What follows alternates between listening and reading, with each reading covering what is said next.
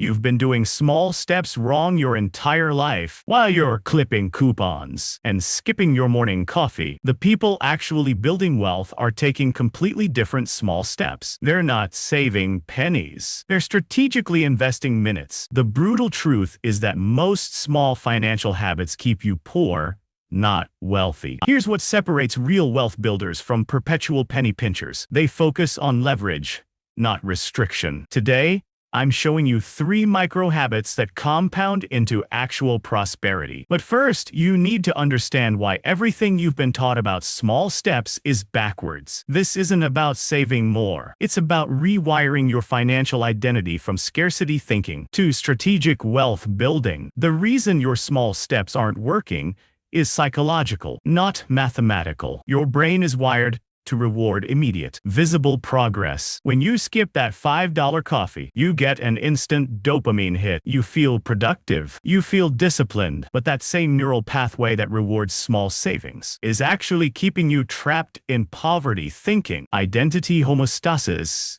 is working against you. Your subconscious mind has a financial thermostat set to your current income level. Every time you engage in penny-pinching behaviors, you're reinforcing the identity of someone who needs to count pennies. You're literally programming your brain to think small. The person who clips coupons has fundamentally different neural pathways than the person who builds systems to increase their earning potential. Real data shows this pattern everywhere. The average millionaire doesn't become wealthy by cutting expenses. They become wealthy by increasing income and automating investments. A study of over 10,000 millionaires found that 93% built their wealth through increasing their earning capacity, not through extreme frugality. They focused on the right variables. The compound effect works both ways. When you optimize for pennies, you're compounding scarcity thinking. Every small restriction reinforces the belief that money is scarce and must be hoarded. Your brain starts looking for more things to cut, more ways to restrict, more reasons to say no. This creates a neural pathway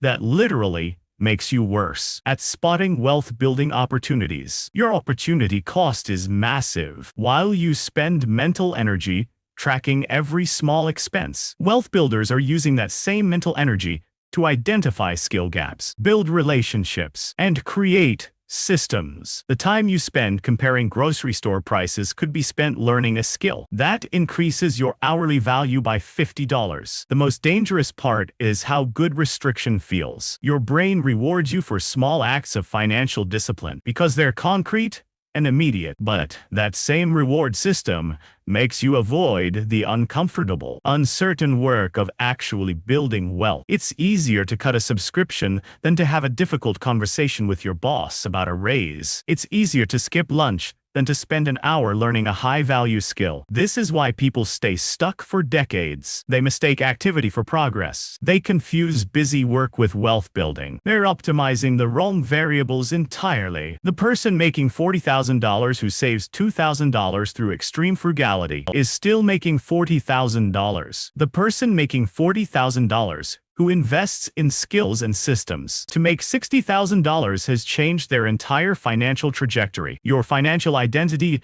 determines your financial reality. When you identify as someone who needs to pinch pennies, you create a ceiling on your earning potential. When you identify as someone who builds wealth through strategic action, you start noticing different opportunities. The neural pathways literally rewire. You start seeing investments instead of expenses, opportunities instead of risks, systems instead of restrictions. Now let me show you the 3 micro habits that actually create wealth. These aren't about cutting expenses. They're about strategic investments of time that compound exponentially. Micro habit number 1 is the 1% skill investment rule. Every day, you invest exactly 1% of your waking hours into developing your highest leverage skill. That's roughly 10 minutes daily. But here's the key. It has to be the right skill. Most people waste years developing skills that don't move the financial needle. Here's how to identify your highest leverage skill gap in under 10 minutes. Ask yourself,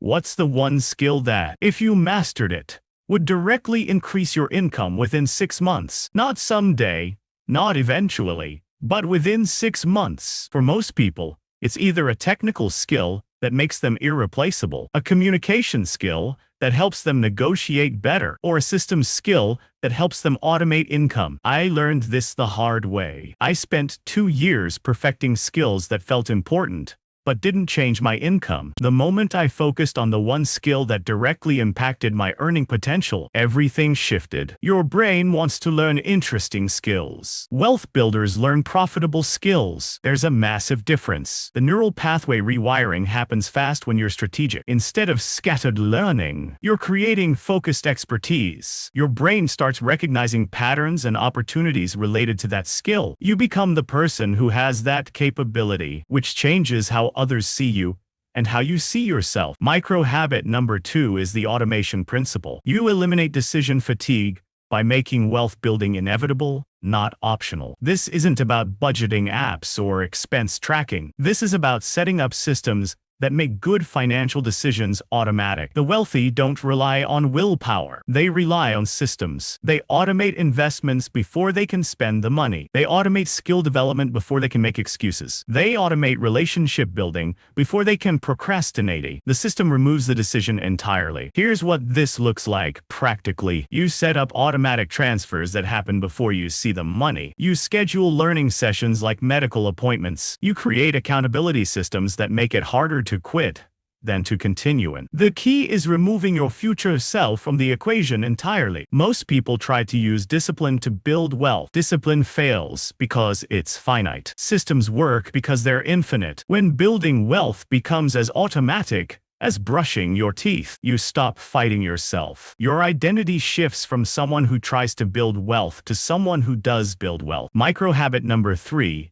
is the strategic relationship audit. Every month, you evaluate your relationships through one lens. Are they expanding or contracting your possibilities? This sounds ruthless, but it's reality. Your network determines your net worth more than your savings rate ever will. Wealth builders understand that opportunities come through people, not personal finance apps. The right conversation with the right person at the right time creates more wealth than years of penny pinching. But most people treat networking like a dirty word, instead of recognizing it as the highest leverage activity possible. The audit is simple. List the 5 people you spend the most time with. Ask yourself, are these people expanding my vision of what's possible? Or are they reinforcing my current limitations? Are they introducing me to new opportunities? Or are they comfortable with where I am? The answers reveal everything. This doesn't mean abandoning friends who aren't wealthy. It means being strategic about who influences your thinking about money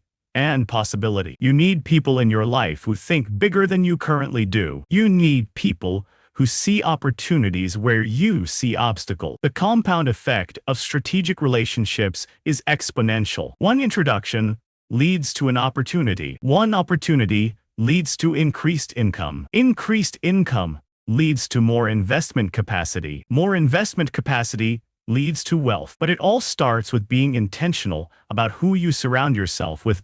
The real transformation happens when you stop identifying as someone who needs to save money and start identifying as someone who builds wealth. This identity shift isn't motivational, it's neurological. You're literally rewiring the neural pathways that determine your financial behavior. Strategic disappearance is the key. You need to create a vacuum where your old money patterns used to be. This means eliminating the environmental triggers that activate scarcity thinking. Stop reading articles about extreme frugality. Stop engaging in conversations about how expensive everything is. Stop following social media accounts that glorify penny pinching. Your brain learns through pattern recognition. When you remove the patterns that reinforce poverty thinking, you create space for wealth-building patterns to emerge. This isn't about positive thinking. It's about environmental design. You're engineering your inputs to create different outputs. The vacuum allows your wealth-building identity to emerge naturally. Instead of fighting against old patterns, you're starving them of reinforcement. Your brain starts looking for new patterns to follow. When those patterns are wealth-building behaviors, your identity shifts automatically. When old patterns resurface